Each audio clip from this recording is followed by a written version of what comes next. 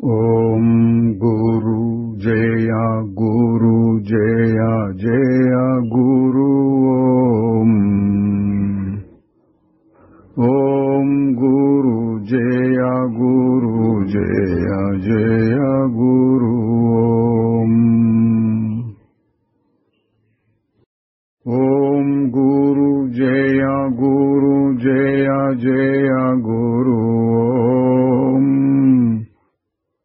ఓం గురు జయ గురు జయ జయ గురు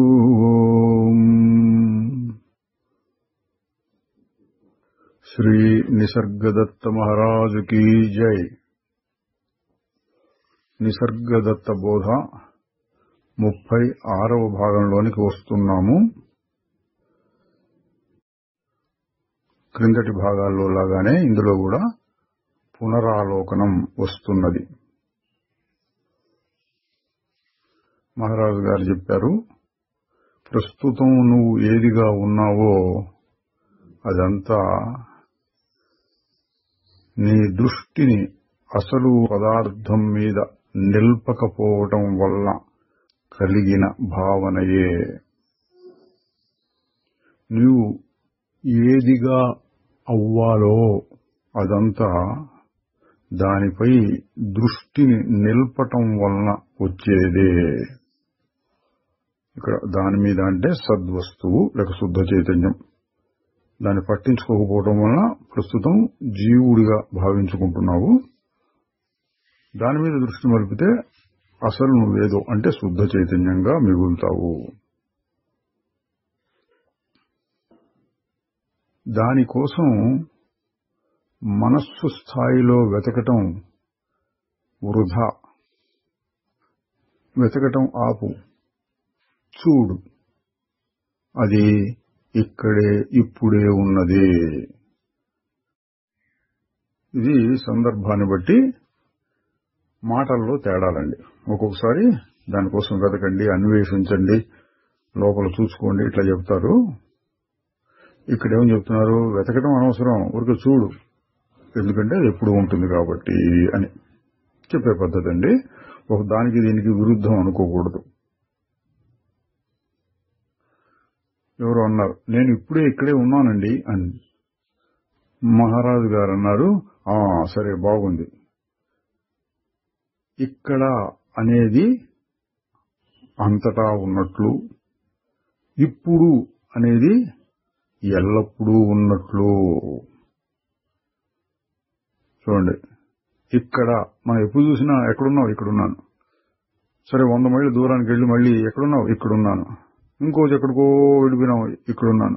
అసలు భూమి నుంచి లేచి చంద్రుడి మీదకి ఎగిరిపోయినాం అనుకోండి, అక్కడ కూడా నేను ఇక్కడ ఉన్నాను. ఏమిడా ఎక్కడ అంటే పేర్లు మారచ్చు ఆ ఉన్న ప్రదేశాన్ని, కానీ ఎక్కడ చూసినా ఇక్కడున్నా ఇక్కడున్నా ఇక్కడున్నా ఎక్కడున్నా. నువ్వెప్పుడు ఇక్కడ అనే మాటతోనే ఉంటావు. అట్లాగే కాలంలో ఎప్పుడు చూసినా ఇప్పుడు ఉన్నావా నువ్వు, ఉన్నాను. ఎప్పుడున్నావు, ఇప్పుడు. మళ్ళీ 10 రోజుల తర్వాత అయితే ఇప్పుడున్నాను. నెల రోజుల తర్వాత అయితే ఇప్పుడున్నాను. ఇప్పుడు అనేది అట్లా సాగుతూ ఉంటుంది. ఇప్పుడు ఇక్కడ అనే మాటల్ని ఎప్పుడూ ఎక్కడైనా ఉన్నట్లుగా అనిపిస్తుంది. అది ఆత్మ లక్షణము అని.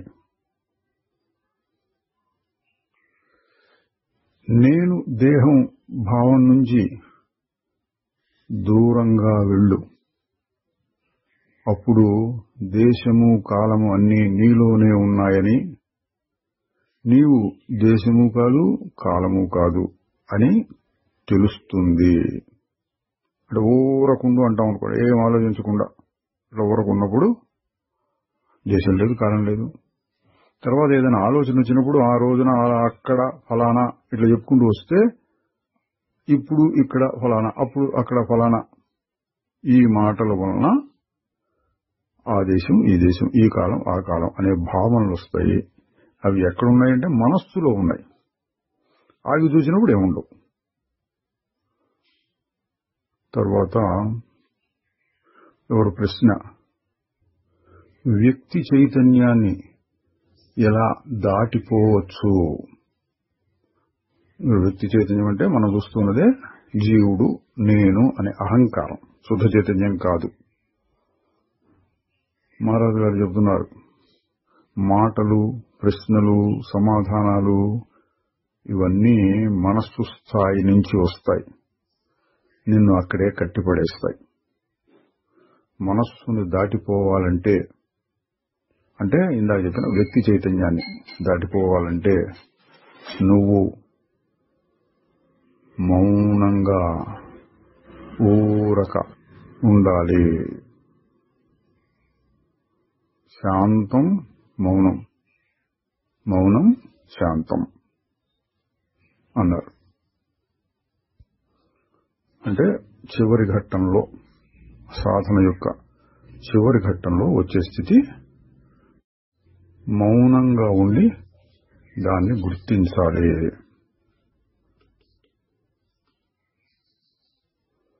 తరువాత ఏది ఎట్లా జరుగుతూ ఉన్నా సరే నేను దానికి అతీతంగా ఉన్నాను అని చూస్తూ ఉండు. అంటే ఇది సాక్షిభావం అండి. అవన్నీ మారుతున్నాయి, నేను మారకుండా చూస్తున్నాను అన్నట్లుగా ఉండు. ఇది ఒక గొప్ప సాధన. తరువాత ఒక ఆయన అన్నాడు, నేను ఎన్నో విషయాలను వదిలాను, చివరికి అవి ఇవి చదవటం కూడా ఆపేశాను. మహారాజు గారు అన్నారు, నీవు ఏది వదిలావో అది ప్రస్తుతం అనవసరం. నువ్వు ఇంకా ఏది వదలలేదు అది చూసుకో, దాన్ని కూడా వదిలేయి.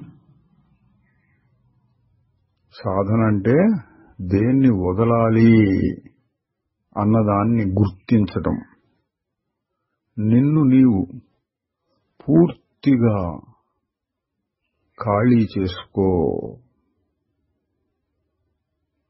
అంటే ఏంటంటే అది వదిలాని ఇది వదిలాని మరి ఎక్కువగా చెప్పుకుంటూ ఉంటే అదొక రకమైన అహంకారం వస్తుంది.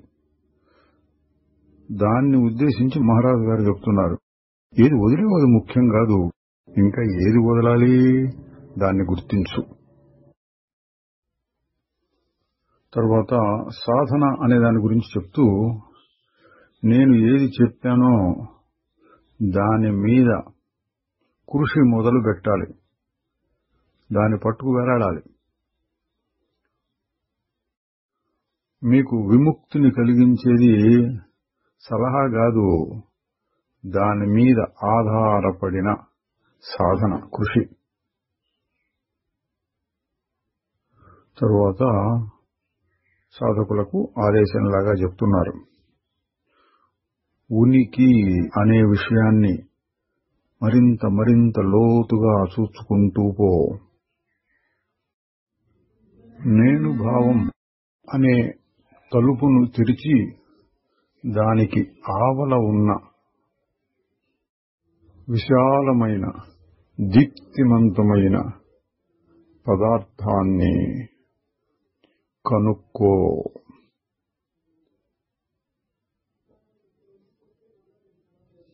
తరువాత ఆత్మని కనుక్కోవడానికి అర్హతలేమిటి అంటే చాలా రకాలుగా చెప్తారు, ఒక్కో చోట ఒక్కో రకంగా. అయితే అన్నిటి సారాంశం ఒకటే. మహారాజు గారు ఇక్కడ ఏం చెప్తున్నారంటే, ప్రశాంతమైన మనస్సు కోరికల చేత భయాల చేత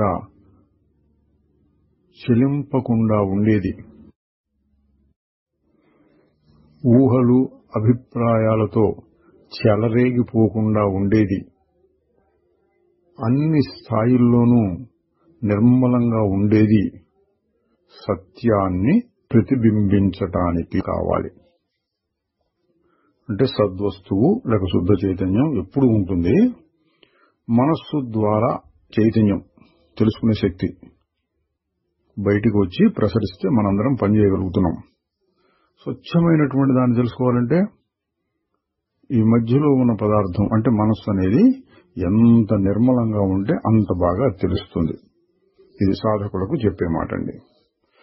అందువలన నిర్మలంగాను ప్రశాంతంగాను ఉండు, చురుకుగాను అసంగంగాను ఉండు. తక్కినవన్నీ వాటంతట అవి జరుగుతాయి. ఇదండి మహారాజు గారు చాలాసార్లు చెప్పేది. అదేమిటి అదేమిటి అదేమిటి అనే దాని మీద దృష్టి పెట్టొచ్చు. అసలు సాధన ఏమంటే మనస్సులో వికారాలు లేకుండా ఉండటం. అంటే మనం చెప్పేటువంటి ఆగి చూడు, నిశ్చలంగా ఉండు. ఎంత నిశ్చలంగా ఉంటే ఆత్మస్థితి అంత బాగా అనుభవానికి వస్తుంది. తరువాత మనం చేసుకున్న కర్మ ఏమవుతుంది అంటే కర్మ సిద్ధాంతం చేసుకున్న అనుభవించాలా కర్లేదా. మహారాజు గారు చెప్తున్నారు, నీ కర్మలన్నిటికీ మూల కారణం భయాలు, కోరికలు. వాటి మూల కారణాన్ని తెలుసుకో. భయాలకు మూల కారణం నీ నుండి నువ్వు దూరం అయిపోవటమే. నీ నుండి నువ్వు దూరం అవటం అంటే నీ అసలు స్వరూపాన్ని మర్చిపోవటం అని అర్థం. కోరికల యొక్క మూల కారణం నిన్ను నువ్వు కోరుకోవటం. దాన్ని అర్థం చేసుకో. అప్పుడు నీ కర్మ మొత్తం కలలోని కర్మ వలె కరగిపోతుంది. కోరికల యొక్క మూలం తన ఆనందాన్ని తాను పొందాలనే ఉద్దేశంతో తనను తాను వెతుకుతున్నాడు. కానీ అది తెలియకుండా పొరపాటున ఎక్కడో వెతుకుతున్నాడు. ఆ విషయం తెలుసుకుంటే అంటే జ్ఞానం కలిగి నాకు ఏది అంటదు, నాకు దేనితోనూ సంబంధం లేదు, శుద్ధ చైతన్యం, మహా అసంగం, ఇది తెలుసుకుంటే నీకు కర్మ లేదు. పోలికేంటి, కళ్ళలో కూడా ఎన్నో కర్మలు చేశాం. పొద్దున మెలకు వచ్చి నాకు చూస్తే నాకేమీ అంటలేదు, నాకు ఆ కర్మ అంటింది, కళ్ళలో చేసిన కర్మ అని ఎవడు అనుకోను కూడా అనుకోడు. కాసేపు ఊహో అనుకుంటాడు, మర్చిపోతాడు. జ్ఞానం కలిగిన తర్వాత తాను ఇప్పుడు చేసింది, ఇంతకు పూర్వం ఎన్ని జన్మల్లో చేసిందైనా సరే నాకు కాదుగా అని దృఢంగా తెలిస్తే అది కరిగిపోతుంది. తరువాత ఒక సాధకుడు అడిగాడు, నేనింకా అవినాశి స్వరూపాన్ని చేరుకోలేదు అంటే మహారాజు గారు అన్నారు, సరే నువ్వు ఆ విధంగా నమ్ముతూ ఉంటే నువ్వు నీ సాధనను కొనసాగిస్తూ ఉండాలి. నాకింకా పరిపూర్ణత రాలేదు అనే భావాన్ని తొలగించుకోవటం కోసంగా సాధన కొనసాగిస్తూ ఉండాలి. ఇదండి జ్ఞాన మార్గంలో చెప్పేది. సాధన దేనికోసం అంటే నీకు పొరపాటు జ్ఞానం ఉంది, అది తొలగించుకునే వరకు. తరువాత నువ్వు అంతర్గతమైన నీ విలువను తెలుసుకోవాలి, దాన్ని నమ్మాలి. జీవితంలో ప్రతి నిత్యం కోర్కెలు, భయాలను త్యాగం చేయటంలో దాన్ని ప్రకటిస్తూ ఉండాలి.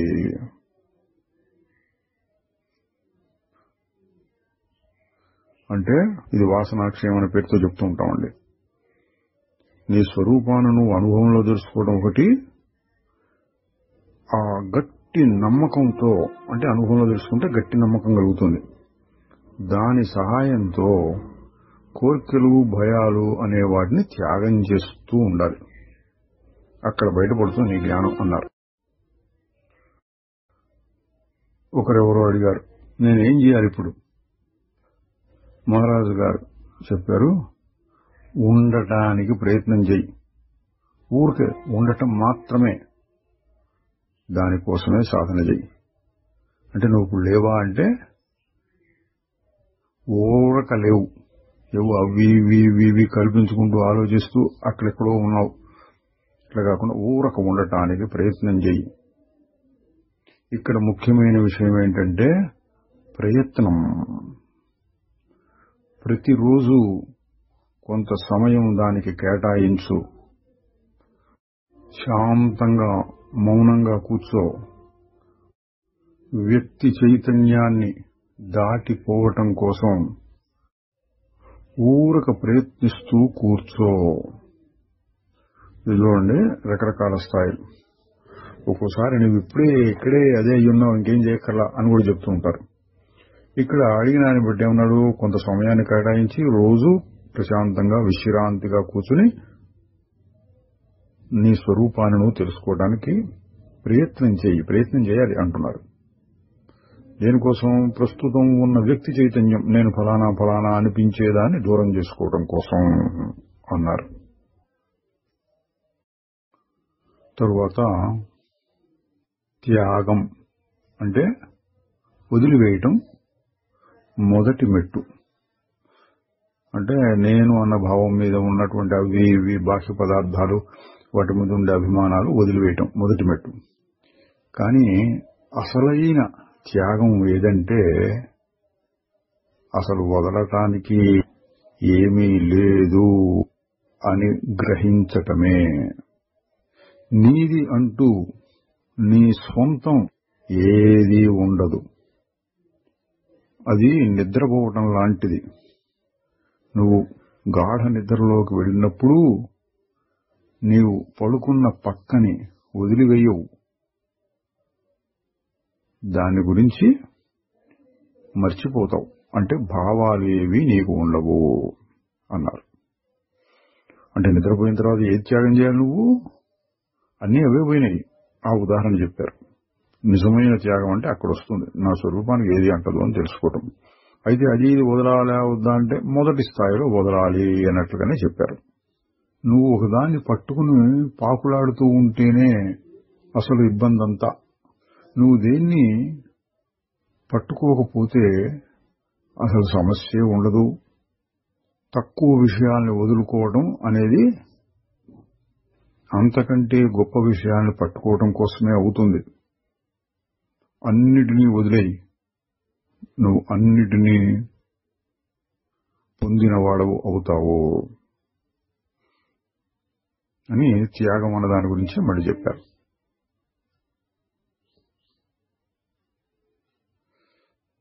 అదే విషయాన్ని ఇంకో రకంగా సంఘం, అభిమానం అనేది సాధన చేయగా రాదు.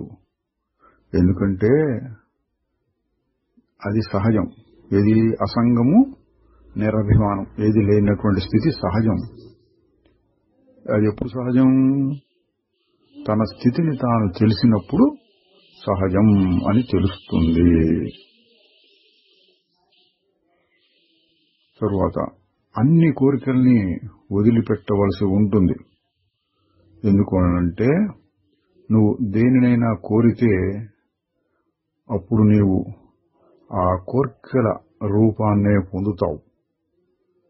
కోరికలు ఏవీ లేకుండా పోతే నీవు నీ సహజ స్థితిలోనికి వస్తావు. చూడండి, ఇట్లాంటి చోట్ల సాధన చేయి అన్నట్టుగానే చెప్తూ ఉంటారు. కొన్ని చోట్ల ఏం అక్కర్లేదు అన్నట్టు కూడా చెప్తూ ఉంటారు. ఇంతకుముందు చెప్పుకున్నాం, ఎవరికి ఏది సరిపోతుందో చూసుకోవాలి, లేదా గురు సహాయం తీసుకోవాలి. లోకంలో ఎన్నో 100,000 పద్ధతులు ఉన్నాయి.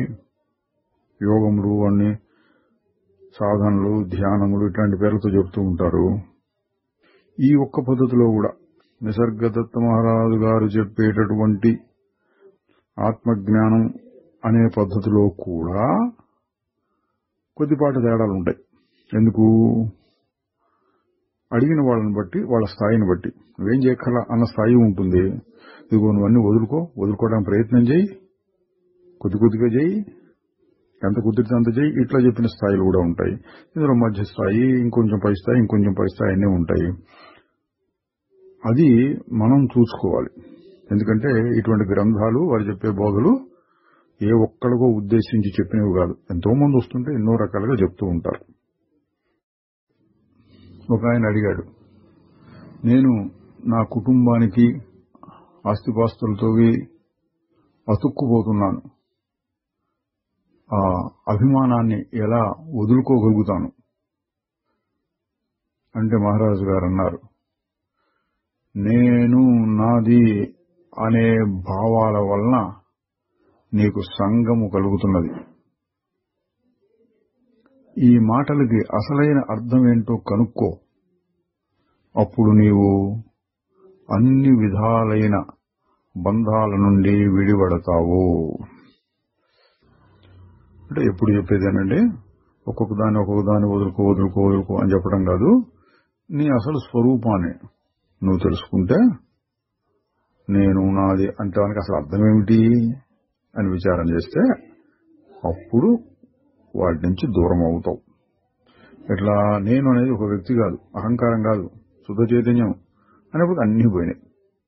ఇందాక ఇచ్చిన ఉదాహరణ, స్వప్నంలోంచి మేల్కొన్నప్పుడు అన్నీ పోయినట్టు. తర్వాత మనస్సు యొక్క పనేంటంటే ఏది లేదో ఏది కాదో దాన్ని నీకు చెప్పటం. నీకు దాన్ని గురించిన అంటే చైతన్యాన్ని, పరమార్థ వస్తువుని గురించి ఖచ్చితమైన జ్ఞానం కలగాలంటే మనస్సును దాటి వెళ్ళాలి. ఇదండి ఎప్పుడు చెప్పేదే. మనస్సు చెప్పగలిగినంత వరకు ఇది కాదని చెప్తుంది. మరైతే ఏది అని అడిగితే మనస్సును దాటి వెళ్లి అదొక రకమైన అనుభవాన్ని పొందాలి.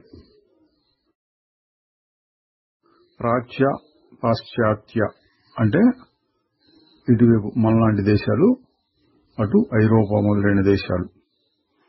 వాటి గురించి చెప్తూ దుఃఖము, భయము అనే విషయంలో తూర్పు పడమరలు ఏమి ఉండవు. అది అంటే దుఃఖం సార్వజనికం, అంటే అందరి జనులకు సంబంధించినదే. దుఃఖాన్ని అంతం చేయటం అవి అందరికీ సమస్యయే. సాధన గురించి చెప్తూ అది చాలా తేలికైనదే, కానీ చెయ్యాలి. ఇక్కడ అవసరమైన విషయం ఏంటంటే పట్టుదలతో మళ్లీ నీ స్వరూపం దగ్గరికి వస్తూ ఉండాలి. ఇదండి జ్ఞాన మార్గంలో సాధన ఏంటంటే మళ్లీ నేను అన్న భావం దగ్గరికి వచ్చి ఏమిటని చూసుకుంటూ ఉండాలి. ఎప్పటికి దొరుకుతుంది అని అడిగితే అది 1000 సంవత్సరాలు పట్టవచ్చు. కానీ నిజానికి అందులో సమయం యొక్క ప్రశ్నే ఉండదు. నీకు కావలసిందల్లా సంపూర్ణమైన శ్రద్ధ, పట్టుదల. అంటే అటువంటి పట్టుదల, ఆకాంక్ష, అభిలాష, తహతహ, తపన ఇట్లాంటి మాటలు చెప్తారు చూడండి, అది ఉండాలి. నేను అన్న విషయంలో అది ఉంటే త్వరలోనే సిద్ధిస్తుంది. తరువాత ప్రారబ్ధ కర్మ అనే దాని గురించి చెబుతూ అది ఎంత బలంగా ఉన్నా సరే దాన్ని ఓపికతోటి, ఆత్మ నిగ్రహంతో తీసివేయవచ్చు. త్రికరణ శుద్ధితో ప్రయత్నం చేస్తూ ఉంటే అవరోధాలన్నీ తొలగించుకోవచ్చు. సత్యం యొక్క దర్శనం మనస్సులోనే అగుపిస్తుంది. తరువాత గురువు శిష్యుడు గురించి శ్రద్ధ, పట్టుదల, విశ్వాసం లేకపోతే శిష్యుడు అనటానికి తగి ఉండడు. అట్లాగే గురువు ప్రేమతోటి, త్యాగంతోటి ఉండకపోతే గురువు అనటానికి తగి ఉండడు. అంటే గురువు ఏమీ ఆశించకుండా చెప్తూ ఉంటాడు, అది ప్రేమ. మరి శిష్యుడు చక్కటి పట్టుదలతోటి, శ్రద్ధతోటి, విశ్వాసంతో ఉండాలి. అసలు ఇక్కడ ముఖ్యమైనదంతా శిష్యుడే అతని నిజాయితీ శ్రద్ధ. సరి అయిన శిష్యుడు సరి అయిన గురువుని ఏదో రకంగా కనుక్కుంటాడు. ఇది కూడా మహారాజు గారు చాలాసార్లు చెప్పిన విషయం అండి. చాలా గొప్ప విషయం. సరి అయిన గురువా కాదా అని చూసుకుంటూ ఉంటే దానికి సమాధానం దొరకదు. ఎందుకంటే గురువు సరైన వాడా కాదా నిర్ణయించడానికి తగినంత అర్హత శిష్యుడికి ఉండద్దు. మరి ఎట్లాగూ అంటే శుద్ధ చైతన్యం పరమాత్మ అదే అసలైన గురువు. నీవు శ్రద్ధతోటి చిత్తశుద్ధితోటి ఉంటే, అంటే నీ లక్ష్యం శుద్ధంగా ఉంటే తగిన గురువు లభిస్తాడు. అంటే నాకు మోక్షం కావాలి, మోక్షం మాత్రమే కావాలి అనే లక్ష్యం ఉంటే అది సూచించేటటువంటి గురువు లభిస్తాడు. నాకేదో ప్రాపంచ వ్యవహారాలు కావాలి, పేరు ప్రఖ్యాతులు కావాలి, కొన్ని యోగ శక్తులు కావాలి, పాండిత్యం నేర్చుకోవాలి, ఇటువంటి కోరికలు ఉన్నవాళ్ళు దానికి తగిన గురువును పొందుతారు.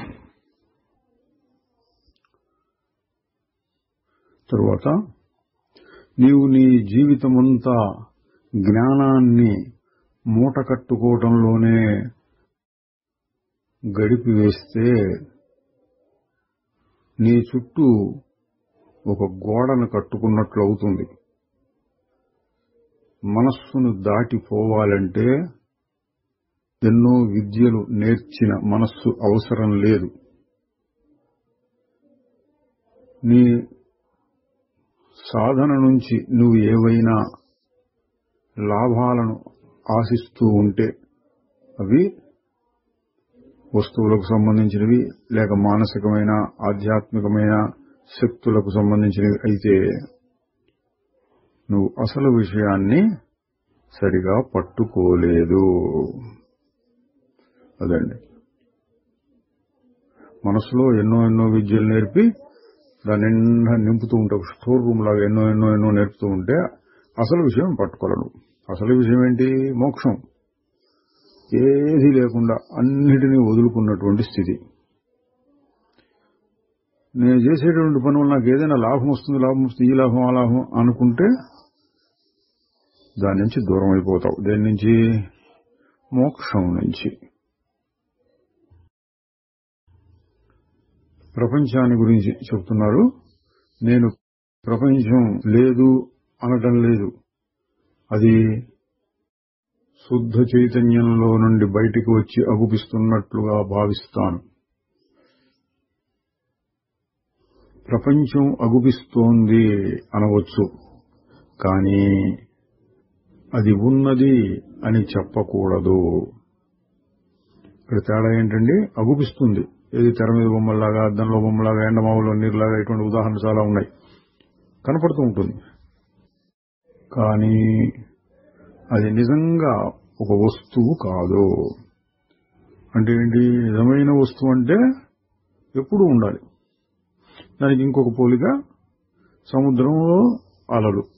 నీరు ఎప్పుడూ ఉంటుంది కాబట్టి అది సత్య వస్తువు. అలా ఎప్పటికప్పుడు ఒకటి వస్తుంటుంది, పోతుంటుంది. ఒకప్పుడు పెద్ద అలలు రావచ్చు, ఒకప్పుడు చిన్న అలలు రావచ్చు. ఇవన్నీ మారిపోయేవి కాబట్టి వాటి గురించి ఏమనొచ్చు? అగుపిస్తున్నాయి కానీ నిజంగా లేవు. ప్రపంచం కూడా అంతే. శుద్ధ చైతన్యం లేక సత్పదార్థం లేక పరమాత్మ అసలైన వస్తువు. ఈ ప్రపంచం కనిపిస్తూ పోతూ ఉండేటటువంటిది. తరువాత ఆధునిక శాస్త్రాలు అంటే సైన్స్ మొదలైన వాటిని గురించి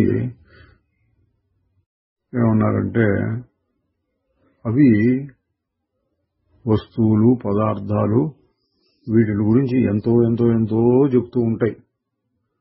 మనస్సుని గురించి చాలా తక్కువ చెబుతాయి. ఇక శుద్ధ చైతన్యము, దాని ఉనికి, ఆ చైతన్యం యొక్క ప్రయోజనం, వీటిని గురించి ఏమీ చెప్పవు. ఆధునిక సైన్సులు మొదలైనవి చాలా అభివృద్ధిని సాధించినాయి. కానీ ఎక్కడ? పదార్థాల విషయంలో. ఆత్మ ఏమీ తెలియదు. ఆత్మకు దగ్గరగా ఉండే మనస్సు దాని గురించి కొద్దిగా మాత్రమే తెలుసు. తరువాత శుద్ధ చైతన్య దృష్టితో చెప్పినప్పుడు ఎన్నో విషయాలు జరుగుతూ ఉంటాయి. వాటన్నిటికీ అంత విలువ ప్రాముఖ్యం ఇవ్వకూడదు. తరువాత దేవుని యొక్క దర్శనం ఎంత అద్భుతమైనదో ఒక పువ్వు యొక్క అందం కూడా అంతే. చూడండి, దేవుణ్ణి పువ్వుని సమం చేసి చెప్తున్నారు. ఏ దృష్టితో? శుద్ధ చైతన్య దృష్టితో అన్నీ జరుగుతూ ఉంటాయి. దేనికి ప్రత్యేకమైన విలువ లేదు. దేవుడు కనపడితే అంటే దేవుని యొక్క రూపము అని, అది పువ్వు లాంటిదే. పువ్వు బాగుంటుంది, దేవుడు బాగుంటాడు. మరి అసలైన దేవుడు అంటే ఏంటి? ఎల్లప్పుడూ ఉండేది ఆకారం కాదు, అది శుద్ధ చైతన్యం.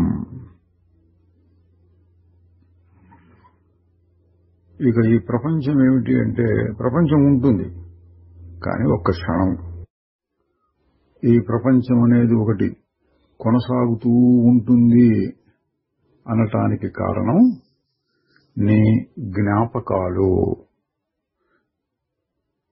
అంటే అప్పుడు ఎట జరిగింది, ఇప్పుడు ఎట జరిగింది, ఇప్పుడు జరిగింది అని మనసులో వచ్చే భావాలన్నింటినీ కలుపుకుని ప్రపంచం అనేది అప్పుడు ఇప్పుడు ఎప్పుడు ఉంటుంది అని అనుకుంటున్నావు అంతే. తన గురించి చెబుతున్నారు, నేను జ్ఞాపకాల మీద ఆధారపడి బతకటం లేదు, ప్రపంచాన్ని ఉన్నది ఉన్నట్లుగా చూస్తున్నాను.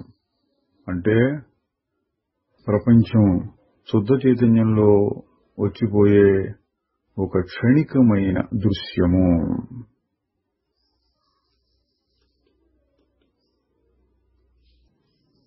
నీవు చూడగలిగిన ప్రపంచం చాలా అల్పమైనటువంటిదే.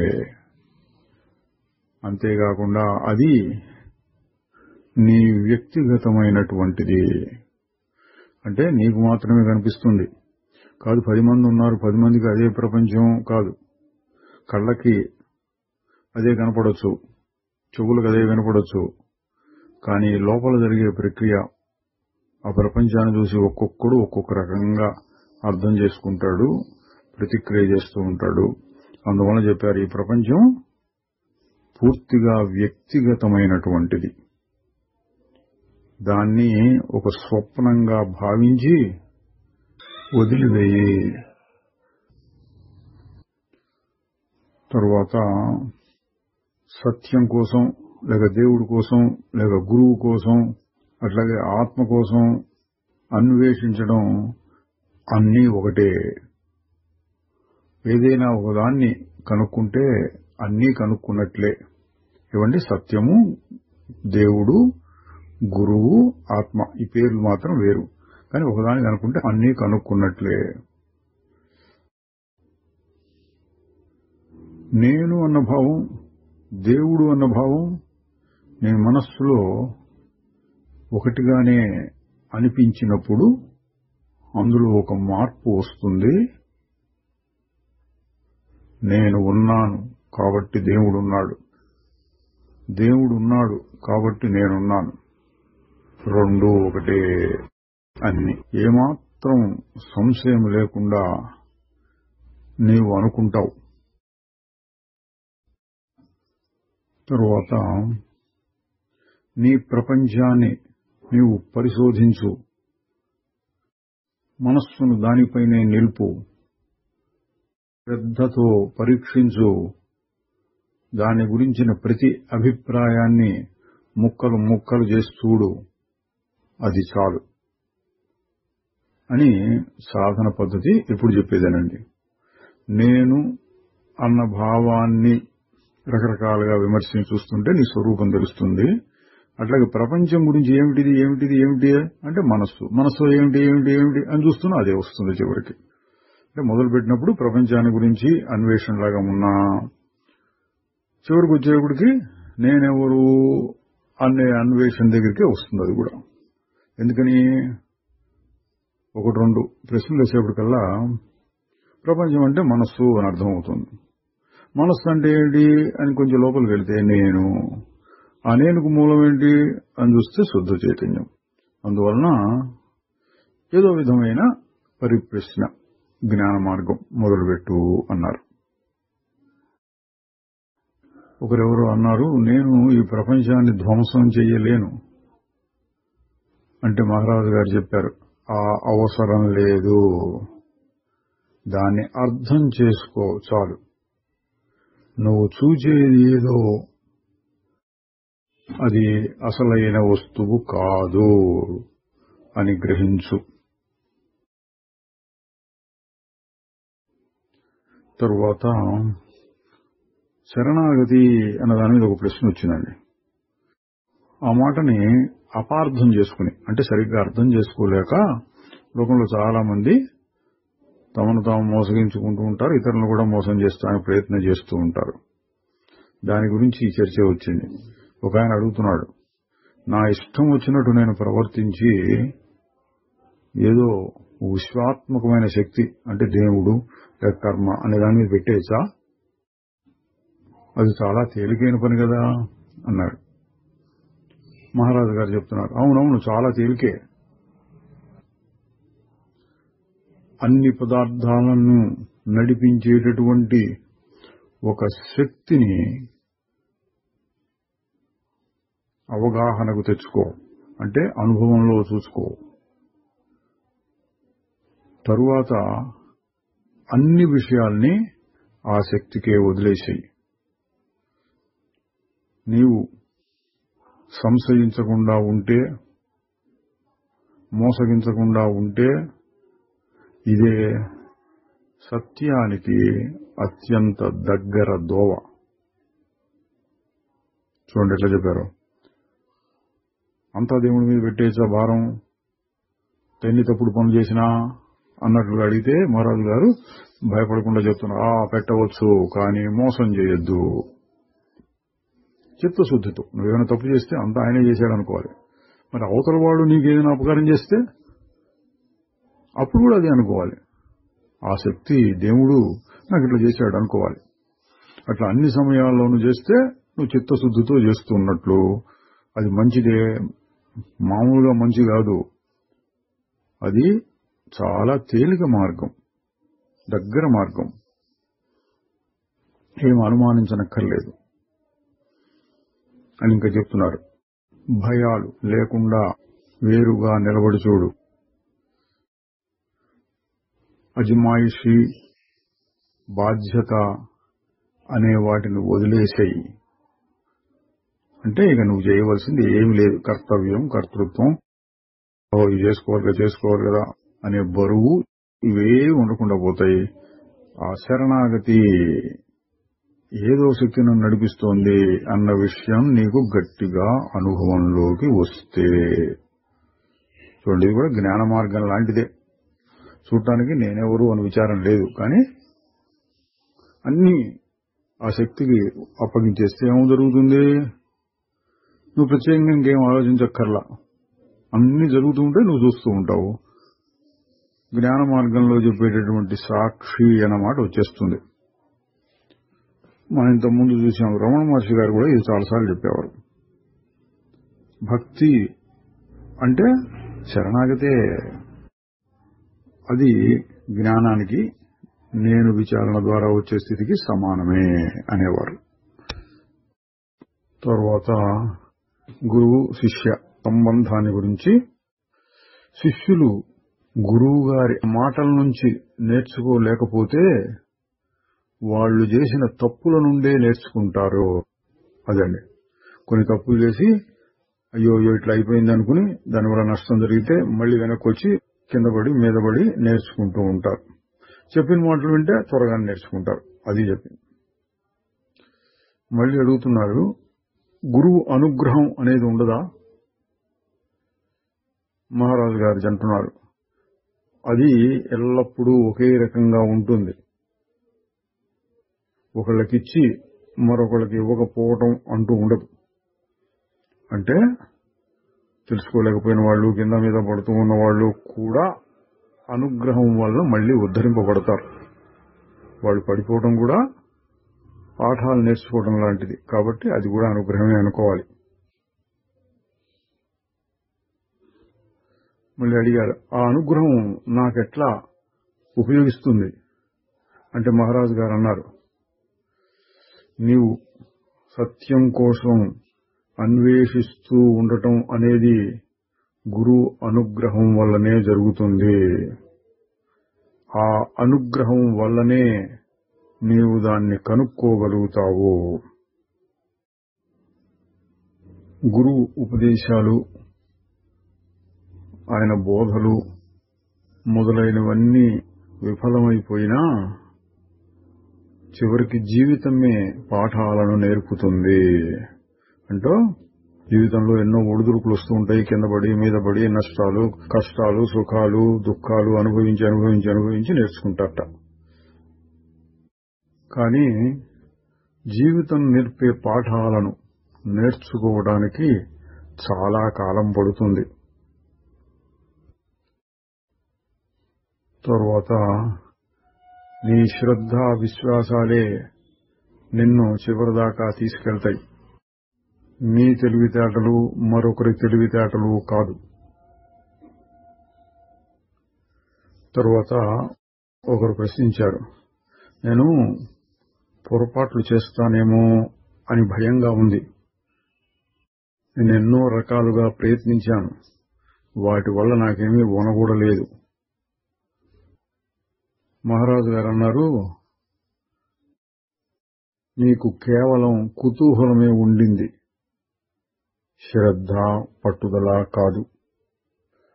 ఇక్కడ గమనించాల్సింది ఏంటంటే, చాలా రకాలుగా ప్రయత్నాలు చేశాను అనడంలో ఏ ఒక్కదాని మీద ఏకాగ్రత లేదు అని తెలుస్తుంది. మహారాజు గారు దాన్ని ఎత్తి చూపించారు.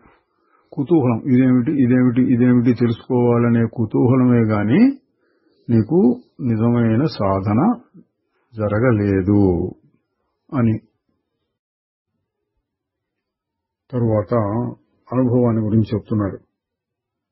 అనుభవం అనేది ఎంత సూక్ష్మం, ఎంత మహత్తరం అయినదైనా అది అసలైన వస్తువు కాదు. అంటే ఇక్కడ మనస్సుతో పొందగలిగినటువంటి అనుభవాన్ని గురించి చెప్తున్నారండి.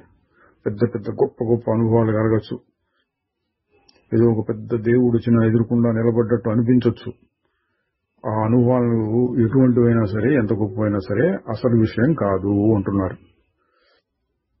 అవి వాటి స్వభావాన్ని అనుసరించి వస్తాయి, పోతాయి.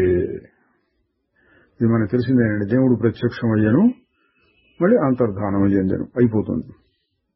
ఆత్మసాక్షాత్కారం లేక ఆత్మానుభవం అనేది ఒక దానిని పొందటం కాదు, అది అవగాహన చేసుకునేది. అంటే ఉన్నదాన్ని ఓహో ఇది అని అర్థం చేసుకోవటమే, కొత్తగా సమకూర్చుకునేది కాదు. తరువాత ప్రపంచాన్ని గురించి చెప్తున్నారు. నిన్ను నీవు ఒక వ్యక్తిగా భావించుకున్నంతకాలం నీకు అంతటా వ్యక్తులే కనపడతారు. నిజానికి ఇక్కడ ఎవరు వ్యక్తులు లేరు. ఇక్కడ ఉన్నదంతా జ్ఞాపకాల గొలుసులు, అలవాట్లు. ఫలానా వాడిని 3 సంవత్సరాల క్రితం చూశాను, మళ్లీ చూశాను ఇప్పుడు అన్నాం అనుకోండి, అక్కడేముంది? జ్ఞాపకం. ఎప్పటిదో జ్ఞాపకం వచ్చింది. ఆ సమయం ఈ సమయం ఊహించి అప్పుడు ఇప్పుడు ఓహో ఇదంతా కలిపి ప్రపంచం అని.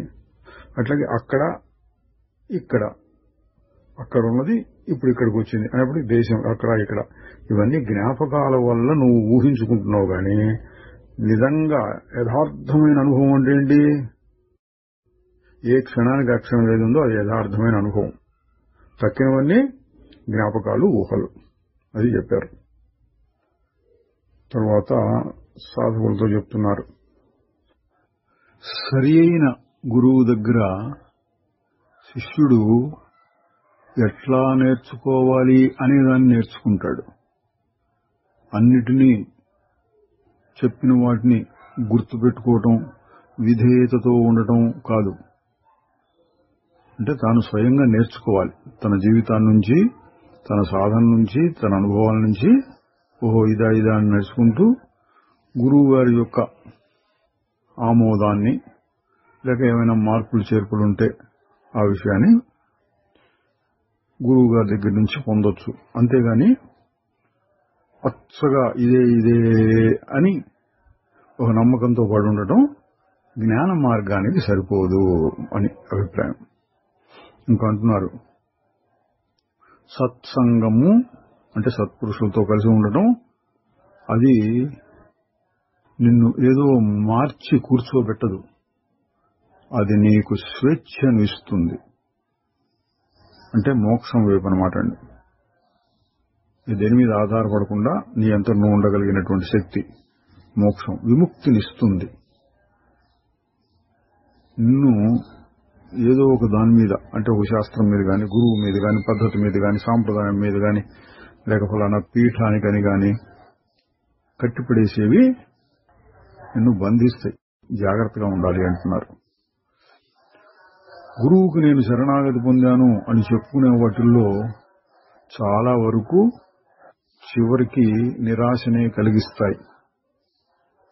ఘోర పతనం కూడా సంభవించవచ్చు. ఇదండి జ్ఞాన మార్గంలో గురువు మనకు సూచనలు ఇస్తూ ఉంటే దాన్ని అనుసరించి మన జ్ఞానాన్ని పెంచుకోవాలి. మనం స్వయంగా విముక్తిని పొందాలి. ఏదో ఆయన నమ్ముకొని కూర్చున్నాను, రోజు దండం పెడేస్తే ఆయనే చూసుకుంటాడు అనటం కొన్ని సాంప్రదాయాల్లో ఉండొచ్చు, కానీ జ్ఞాన మార్గంలో నిసర్గదత్త గారు చెప్పే దాంట్లో ఉండదు. ఇక్కడ గమనించవలసిన విషయం ఏంటంటే, ఆత్మజ్ఞాన విషయం ఎట్లా ఉంటుందంటే పోను నిరాధారం, ఒకదాని మీద ఆధారపడకుండా నాకు కావలసినంత నాలోనే ఉంది, నేను శుద్ధ చైతన్యాన్ని, మరి ఏ ఇతర వస్తువు యొక్క అవసరం నాకు లేదు అన్నట్లుగా ఉండాలి. కానీ కొంతమంది ఏవో పట్టుకు పాకులాడుతూ ఉంటారు. అందులో ఇదొకటి, గురువుకు నేను అర్పణ చేసుకున్నాను అంటే ఇక ఆ గురువు మీద ఆధారపడటం, ఆయన చెప్పినట్టుగా చేయడం, ఆయన విడిగా చెప్తూ ఉండటం, ఈయన వాళ్ళని అడుగుతూ ఉండటం, ఆయన వీళ్ళని ఇట్లా అని ఆదేశిస్తూ ఉండటం, వీళ్ళు ఇట్లా చేయగలిగాను చేయలేకపోయాను అనుకోవటం, నాకు అనుభవం కలగలేదు, ఆ గురువు గారు ఇంకా నాకు కలిగించలేదు, ఆయనకి ఇంకా దయ రాలేదు, అట్లా వీళ్ళు అనుకుంటూ ఉండటం, ఇవన్నీ కూడా జరుగుతూ ఉంటాయి. అవన్నీ తప్పు అనడానికి వీలు లేదు, కానీ కొంచెం జాగ్రత్తగా ఉండాలి అని చెప్తున్నారు.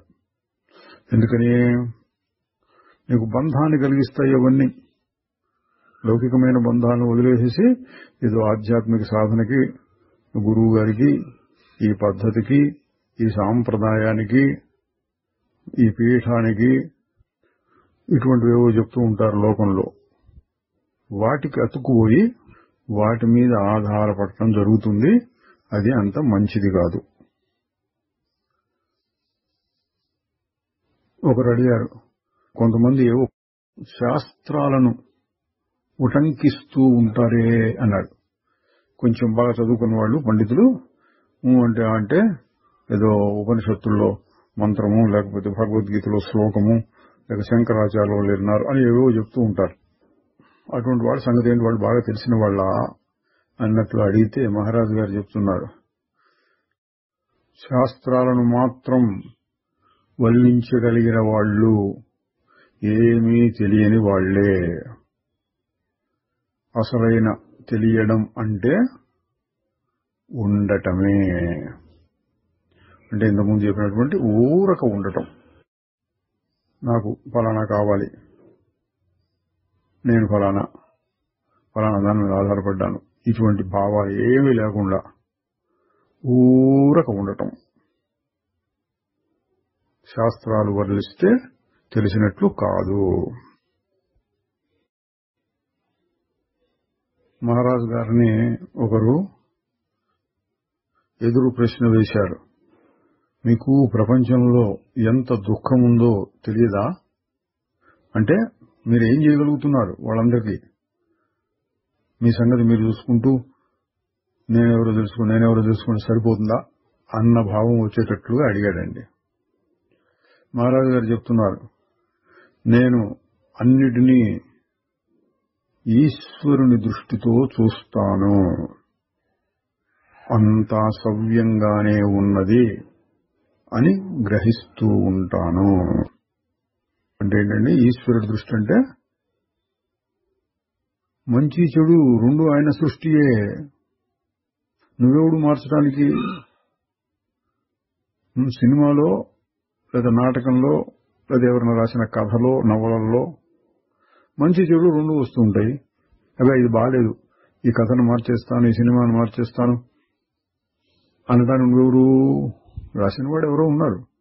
అట్లా ఈ ప్రపంచం మొత్తం ఈశ్వరుని సృష్టి అని తెలిస్తే ఏం చేయాలి? ఇంకా చూస్తూ ఉండటమే. మంచి చెడు అనకూడదు, అంతే నాటకం. ఇట్లా అడిగిన వారిని మరొకరితో అన్నారు, నువ్వెప్పుడు ప్రపంచాన్ని అభివృద్ధి చేయాలి, మెరుగుపరచాలి అనుకుంటూ ఉంటావు. ఆ ప్రపంచం నీ చేత రక్షింపబడటం కోసం ఎదురు చూస్తూ ఉన్నది అనుకుంటున్నావా? అదే అండి. అంటే నువ్వు వస్తే గాని బాగుపడదు, నువ్వు వచ్చి బాగు చేయాలని అక్కడ కూర్చోంది అది అంటే నీ వల్ల కాదు అంటున్నారు. నువ్వు ఏ పని చేయాలన్నా దానికి పనిముట్టు నువ్వే, నీకు వేరే పనిముట్లు లేవు. ముందు ఆ పనిముట్టు సంగతి చూడు, తర్వాత పని గురించి ఆలోచించవచ్చు. అంటే ఇందులో శివాట్లు పెట్టినట్టండి. నీ అజ్ఞానం, నీ దుఃఖంలో నుంచి నువ్వు బయటపడలేకపోతున్నావు, ఇక ప్రపంచాన్ని అభివృద్ధి చేస్తావా అని. అదే విషయాన్ని ఇంకొక రకంగా చెప్తున్నారు. నువ్వు ఈ ప్రపంచం నుండి స్వేచ్ఛను పొందితే అప్పుడు నువ్వు దాని గురించి ఏమైనా చెయ్యగలవు.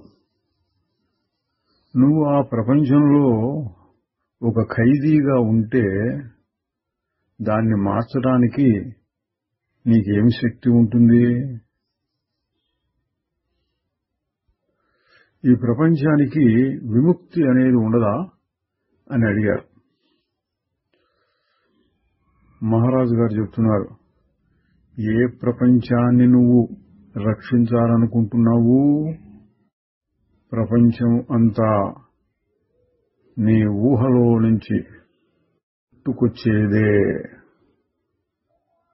దాన్ని కావాలంటే నువ్వు రక్షించుకో. నా ప్రపంచమో చూపించు దాన్ని, అప్పుడు దాని సంగతి చూసుకుంటాను అన్నారు. ఆ మాట బహుశా 50 సంవత్సరాల క్రితమో 60 సంవత్సరాల క్రితమో చెప్పుండొచ్చండి నిసర్గదత్త మహారాజు గారు. అంతకుముందు 1000 సంవత్సరాల నుంచి వచ్చింది, తర్వాత ఈ 50-60 సంవత్సరాలుగా వచ్చింది ప్రపంచం. దాన్ని చూసి మనం ఏం నేర్చుకోవచ్చు అంటే, ప్రపంచం దాని ఇష్టం వచ్చినట్లు పోతుంది.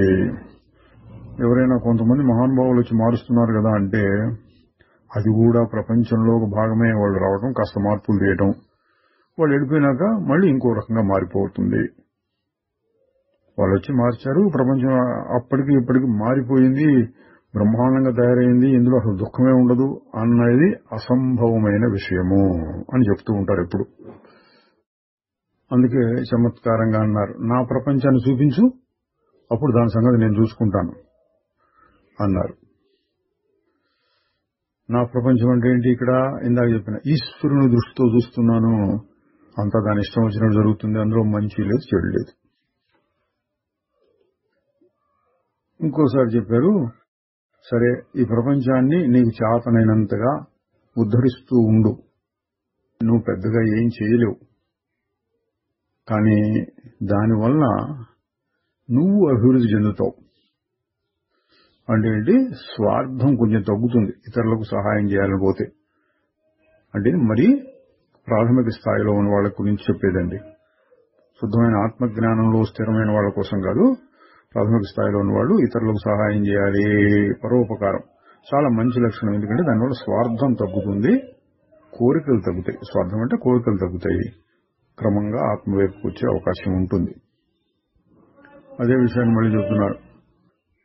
ప్రపంచాన్ని మెరుగుపరచాలి అని చూడటం చాలా మెచ్చుకోదగిన కార్యమే, సందేహం లేదు. స్వార్థరహితంగా దాన్ని చేస్తే అది మనస్సుని నిర్మలం చేస్తుంది, హృదయాన్ని పవిత్రం చేస్తుంది.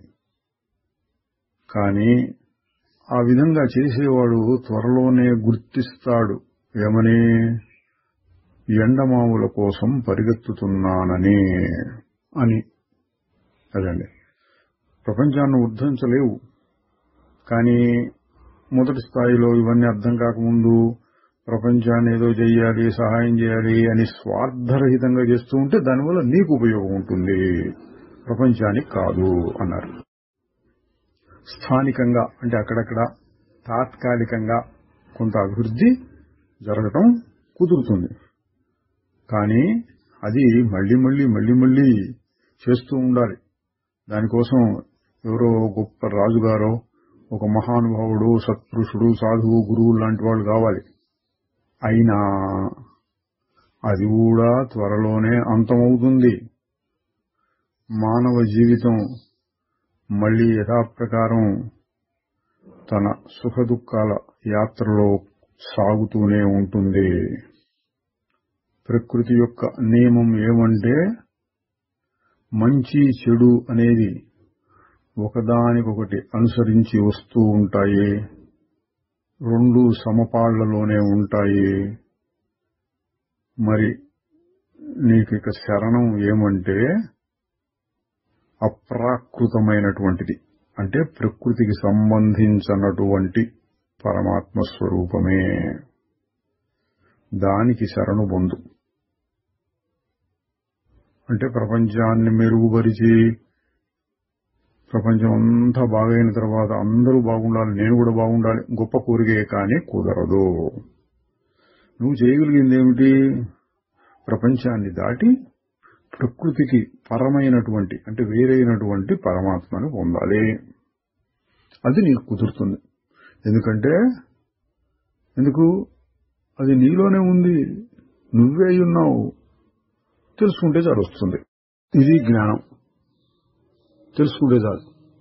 నువ్వేది కోరుతున్నావో అది నీ దగ్గరే ఉంది, నువ్వే ఉన్నావు. ఏదో చేసి ఏదో సాధించి అప్పుడు సుఖపడతాను అనడం ఈ ఎండమావుల్లో నీటి కోసం వెతకటం లాంటిది అన్నారు. తరువాత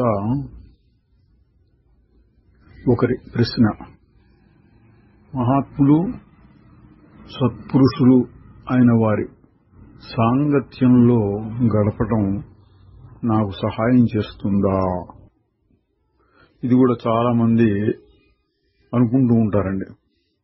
ఫలానా మహాత్ముడి సన్నిధిలో, ఫలానా ఆశ్రమంలో, అది ఏకాంతంలో ఎక్కడో అడవుల్లోనూ గుహల్లోనూ ఉంటే మన బాగా కుదురుతుంది అని.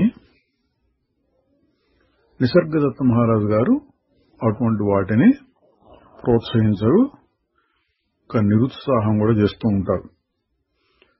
ఇప్పుడు అడిగిన ప్రశ్నకు ఏం చెబుతున్నారంటే, మహాత్ములు సత్పురుషులు ఎప్పుడూ నీ దగ్గరలో కూడా ఉంటారు, కానీ నువ్వు వారిని గుర్తించలేవు. అదండి, ఎవరు మహాత్ముడు ఎవరు సత్పురుషుడు మీకు ఎడ తెలుస్తుంది? వాళ్ళు చెప్పారు, వీళ్ళు చెప్పారు, వాళ్ళు చెప్పారని ఎవరో చెప్పిన దాన్ని నమ్మి వెళ్ళటమే గాని అసలైన సత్పురుషుణ్ణి నీ అంతట నువ్వు గుర్తించగలవా? అంటే నీకు కూడా కొంత స్థాయి రావాలి దాన్ని గుర్తించాలంటే. అది చెప్పారు. ఒకరి గొప్పతనాన్ని గుర్తించాలి అంటే నువ్వు తగిన స్థితిలో ఉండాలి. నీ హృదయం కూడా కాస్తో కుస్తో పవిత్రమై ఉండాలి. లేకపోతే నీ సమయాన్ని డబ్బుని వృధా చేసుకుంటావు, అటూ ఇటూ తిరుగుతూ. అంతకంటే విలువైన దాన్ని పోగొట్టుకుంటావు. ఇప్పుడే ఇక్కడే ఉంది అని చెప్తుంటారు మహారాజు గారు చాలాసార్లు. దాన్ని నమ్మి సాధన చేస్తూ ఉంటే తేలిగ్గా అయిపోతుంది. కాదు ఫలానా చోటుకి వెళ్ళాలి, ఫలానా వాళ్ళని ఆశ్రయించాలి అంటే అందులోనే చాలా సమయం, డబ్బు ఖర్చు అయిపోతాయి అన్నారు. ఇంకా ఏమంటున్నారంటే, నీకు తెలిసిన వాళ్ళలో, నీ స్నేహితుల్లోనే మంచి వాళ్ళు అందరూ ఉంటారు. వాళ్ళ నుంచి కూడా నువ్వు ఎంతో నేర్చుకోవచ్చు. సత్పురుషుల కోసం అటూ ఇటూ పరిగెత్తటం మనస్సు చేసే మోసాల్లో ఒకటి. అది మనస్సు చేసే మోసాలు అన్నారండి. ఏంటి మహారాజు గారి పద్ధతి? ఇప్పటికిప్పుడు నేనెవరు, ఇది నేను కాదు, ఇట్లాంటిది ఏదో పెట్టుకుని నీకు కుదిరినంత చేస్తూ ఉండు. నీ పరిస్థితుల్లో ఎంత కుదిరితే అంత చేస్తూ ఉండు. తరువాత పరిస్థితులు వాటిలంతటవి కలిసి వస్తాయి. నాకు ఫలానా సత్పురుషుడు దొరకలేదు కాబట్టి సాధన చేయలేకుండా ఉన్నాను అనుకోవద్దు. ఎంత కుదిరితే అంత చెయ్యని దీని అభిప్రాయం. శ్రీ నిసర్గదత్త మహారాజుకి జై. చిదానంద రూప శివోహం